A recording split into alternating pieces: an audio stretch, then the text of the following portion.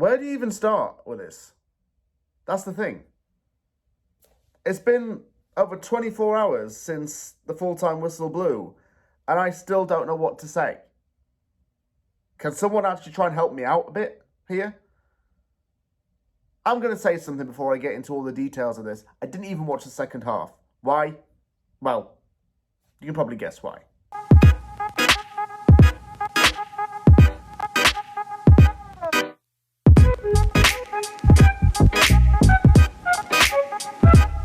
Welcome back to From the Anvil. It's time for the aftermath.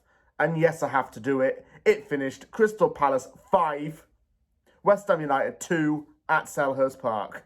Disgusting result for West Ham. There's not one bit of positivity to take from the actual game itself, apart from the fact that, well, it's all leaning towards David Moyes being shown the door at the end of the season. Every loss we've gotten in the second half of the season has been one step closer to him not being offered that new contract. And he certainly doesn't justify being handed a new deal. It's fair that he came out and said that he was embarrassed at full time. I'm not going to dispute how he feels, but I am going to dispute the team, the players, and everything else that's few and far between. Palace played some bloody good football. It's weird what can happen when you actually get a good manager in. Hodgson and Moyes were two of the oldest managers in the Premier League. Hodgson fell ill, unfortunately, and had to resign from his job. I hope he's gotten better since, but he resigned due to illness and Oliver Glasner came in.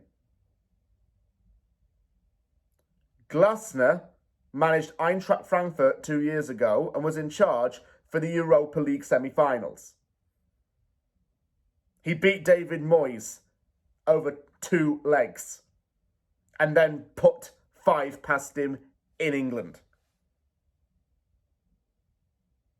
Weird how everything comes full circle, doesn't it? The players were disgusting. The overall performance was disgusting. West Ham never really had the ball. Palace just played some lovely, fluid football, knew where everybody was, and hit West Ham where it really hurt. We had no chance of getting in this game. As soon as it was 2-0 down, I think we had to accept that it was going to be damage limitation at that point.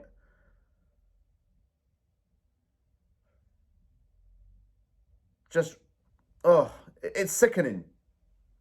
I'll go into the team lineup. Fabianski was in goal. Sofal and Emerson were fullbacks. Ogbonna came in due to Aged and Mavropanos being injured. Zouma was the other centre-back. Suchik and Alvarez in the middle.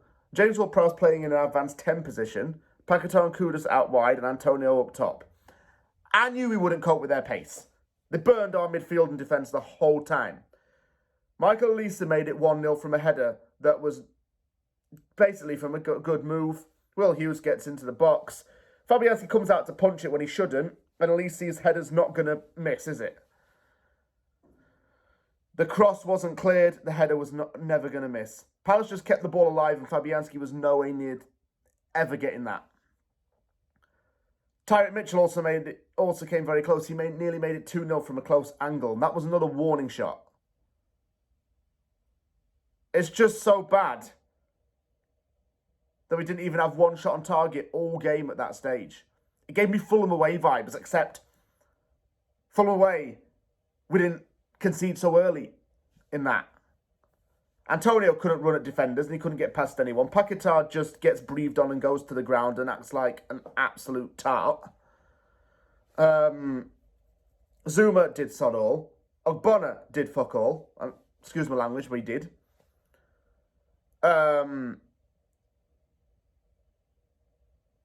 Kudus was very quiet. 2-0 came with an Eze goal. He is over a kick in a fairly open net. Had enough space to hit it in, and then 3-0 came when Emerson put it into his own net. Felt bad for him, but at that point, it's done. No one looked active. Mateta made it 4-0 with a close range effort. Sealed at that point. Turned it off. Antonio pulled one back, but it was a jammy freaking finish. Kudus, by the way, in this game, I've put it in my notes, he was always offside. When was he ever onside in this? Stopped our attacks if we even had him. Mateta made it 5-2 in the second half, and Mitchell got an own goal late on, finished 5-2. West Ham put some subs on, yeah? They put on Phillips, they put on Johnson, they put on Ings. It got me thinking about the whole team. Let's just look at this whole team dynamic, shall we? We've got a 39-year-old backup goalkeeper, a right back who's in his early 30s, a centre captain who's turning 30 this year, a fullback who is 30 this year. We've got midfielders who are 29 years old. We have a striker who is 34, a backup striker who's 32. We have Calvin Phillips as a substitute defensive midfielder who is 29 years old and hasn't had regular game time over the last couple of years. We've got, what else? We've got Ben Johnson, whose contract situation is still up in the air. I would have honestly played the kids in that second half. I would have put Orford and Mubama on. And they would have put in more graft than the professionals who earn a considerable higher wage. It's just disgusting. It's really disgusting.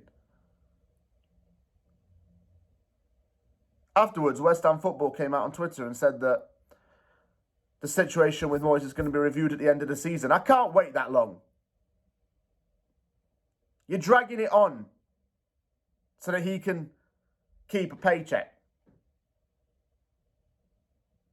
David Moyes will probably never get another managerial job after West Ham because of his age. And that's not me being ageist, but it's quite the harsh, hurtful truth. He's going to hold on to his employment at West Ham for as long as he can because I don't think he's going to get anything else in the future. Certainly not planned immediately. I heard people saying that, Aston Villa played Thursday night as well. And they did. And they went and got a win in both of those games. They weren't tired. Can't blame fatigue. Our players have been accustomed to playing in Europe for the last 3 years and know that they're going to have a game in a few days after the European game. They have to get over the jet lag, they have to get over the travelling, and they have to be prepared to play in the domestic league. That's not an excuse. Players are spineless, the manager's spineless. And I cannot wait for him to get out of the door now. I respect David Moyes. For as long as I live, he's given me some of the best memories in my time supporting West Ham and of my generation of West Ham supporters. He's given me some unreal results, unreal times, winning trophies, major European nights, some big, memorable victories against the big dogs of this league. But his time is up. Contract's up at the end of the season. Let him go out on a high. He deserves to.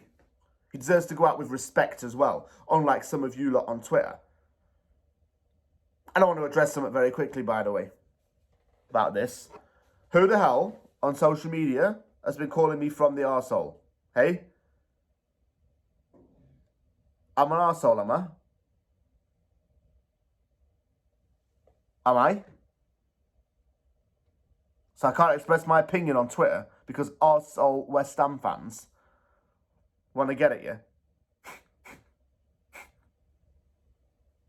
How ironic is it that a man who's got half of a communications degree doesn't believe in the power of words when it comes to something like that? Because I don't. I believe in other measures. I see that Steve guy on Twitter who went and actually secretly filmed himself confronting David Moyes at Sellers Park. You are absolutely stupid. You're only doing that to get Nick and Gary's respect in that video. You waste. Seriously. What are you doing? What are you doing? You just want their attention. by going up to David Moyes and saying, "Oh, when you're leaving, David, when you're leaving, David, don't be rude.